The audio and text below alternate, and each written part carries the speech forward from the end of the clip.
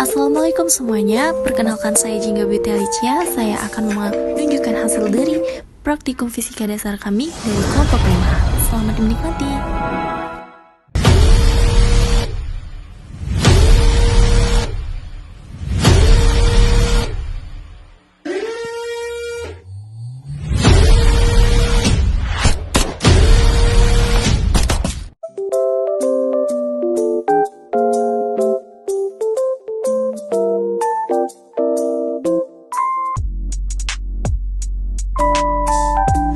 Mengenalkan anggota kelompok, yang pertama ada Awi Afriansah, yang kedua ada Indah Rahayu,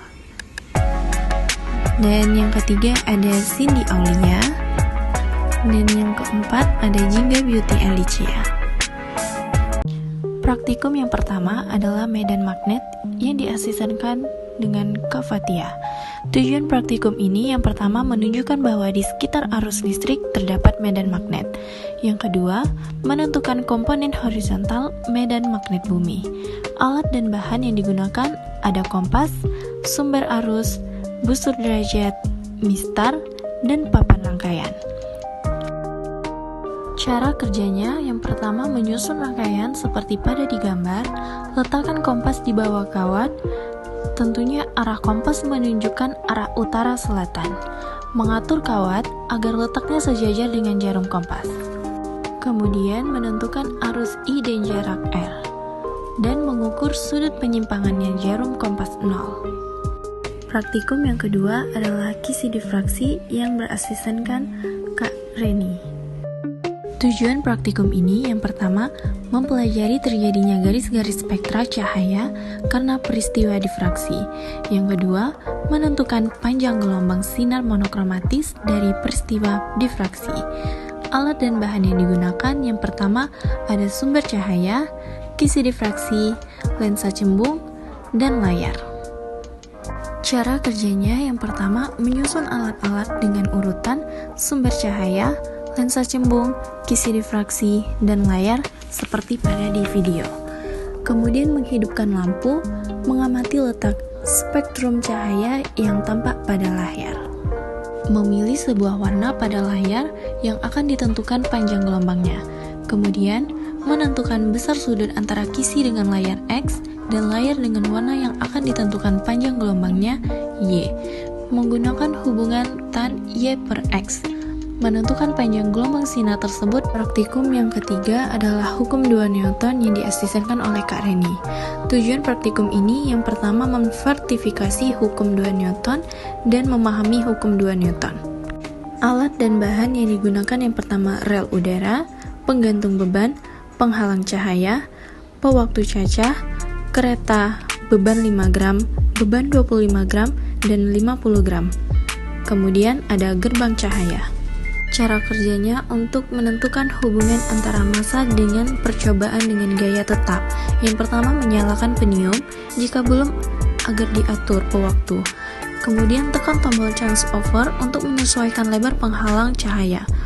Letakkan kereta di atas rel udara, ikatkan benang berpengait pada kereta, kemudian tarik melewati kontrol pada ujung rel dan gantungkan penggantung beban di ujungnya dengan beban 5 gram.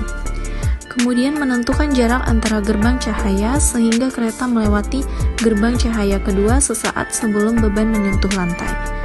Kemudian letakkan kereta tepat sebelum gerbang cahaya pertama, kemudian lepaskan hingga melewati gerbang cahaya kedua.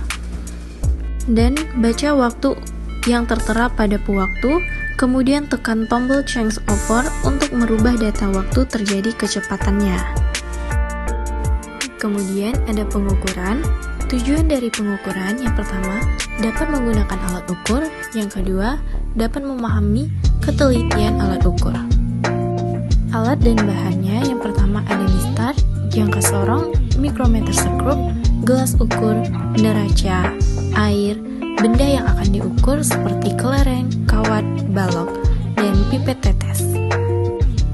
Cara kerjanya yang pertama, mengukur panjang dan diameter kawat dengan mikrometer sekrup dan jangka sorong. Kemudian menghitung volume kawat. Dan menghitung balok, yang pertama mengukur panjang, lebar dan tinggi balok menggunakan mistar dan jangka sorong, kemudian menghitung volume balok. Dan yang ketiga, menghitung kelereng. Mengukur diameter kelereng menggunakan mikrometer sekrup dan jangka sorong, kemudian menghitung volume kelerengnya. Kemudian ada konstanta pegas. Tujuan dari praktikum ini yang pertama, menentukan konstanta pegas dengan cara statis dan dinamis. Yang kedua, menghitung energi potensial pegas. Alat dan bahan yang digunakan yang pertama ada pegas, statif, mistar, stopwatch, dan beban 20 gram, 30 gram, dan 100 gram. Cara kerjanya yang pertama, menghitung konstanta pegas secara statis. Yang pertama, menyusun alat. Yang kedua, mengukur panjang pegas tanpa beban. Yang ketiga, menggantung beban pada pegas dan mengukur perubahan panjang pegas. Yang kedua, menghitung konstanta pegas secara dinamis. Langkah pertama, menyusun alat. Yang kedua, mengukur panjang pegas tanpa beban dan menggantung beban pada pegas dan mengukur perubahan panjang pegas. Kemudian menarik beban ke bawah, kemudian melepaskannya, dan menghitung jumlah getaran yang dihasilkan pada waktu yang telah ditentukan. Kalorimeter. Tujuan dari praktikum ini yang pertama, menentukan nilai air kalorimeter. Yang kedua, menentukan kalor jenis berbagai logam. Dan yang ketiga, menentukan kapasitas kalor berbagai logam. Alat dan bahannya yang pertama, kalorimeter. Yang kedua, termometer. Yang ketiga, pemanas air.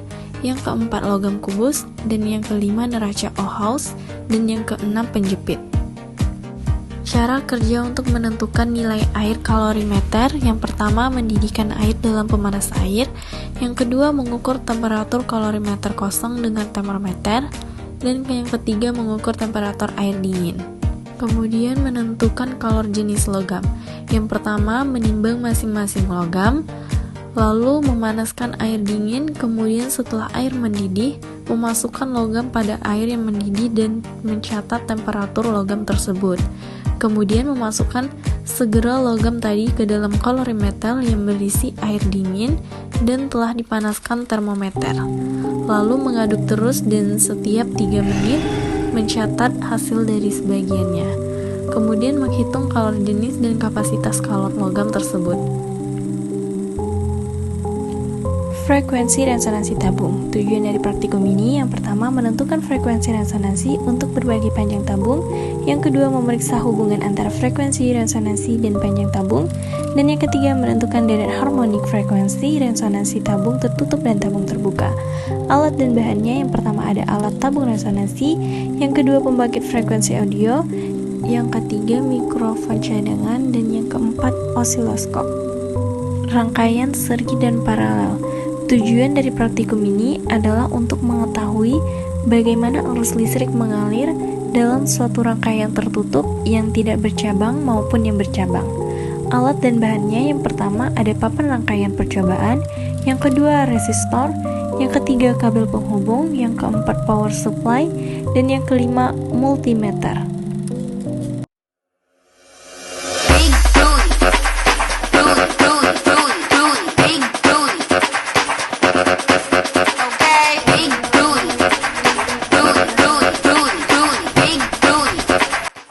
Nah, gimana? Seru kan praktikum kali ini? IPA bukan cuma tentang alam loh, masih banyak lagi yang bisa kalian pelajari di Prodi IPA ini.